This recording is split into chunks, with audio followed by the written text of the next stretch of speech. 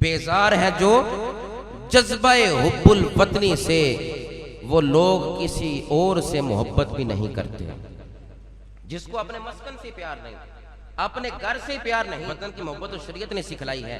अगर वतन की मोहब्बत तेरे दिल में नहीं तो फिर मुसलमान की मोहब्बत भी तेरे दिल में नहीं। अगर मुसलमान की मोहब्बत तेरे दिल में नहीं तो कैसा मुसलमान है तू?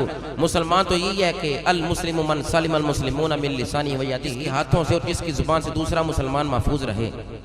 मगर आज हम कैसे मुसलमान हैं? ये अलहदा रियासत हमें मिली मगर हम फिर हसद का शिकार हैं। अलहदा वतन अजीज मिला आपस में मोहब्बत के लिए, भाईचारे के लिए, अखुवत के लिए, मगर आज फिर हमारे दिल के अंदर हसद है, बुग़्ज़ है, अदावत है, कीना कुरान नहीं सिखलाता। पाकिस्तान का ये मकसद नहीं है।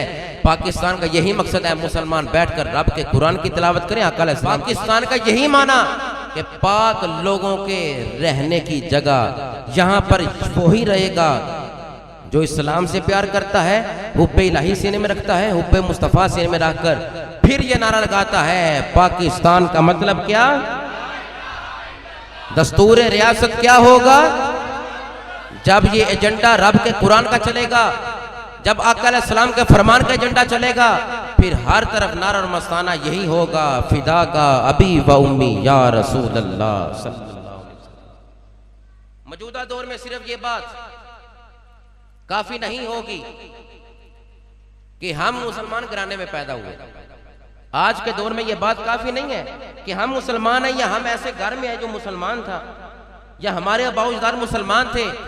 14 अगस्त मनाने वालों, ये बात याद रखो, हमें वतन से प्यार है, इसके बासियों से प्यार है, इसके जर्रे जर्रे से प्यार है। क्योंकि ये ला इलाहा इल्लल्लाहु मुहम्मदुर रसूलुल्लाह सल्लल्लाहु अलैहि वसल्लम के नाम पर हासिल किया वो मुल्क पाकिस्तान है। इसमें एजेंडा इस्लाम का, कुरान का, शरीयत का चलेगा। तमाम औलिया कामिलीन, इन्हीं की वजह से ये पाकिस्तान कायम है।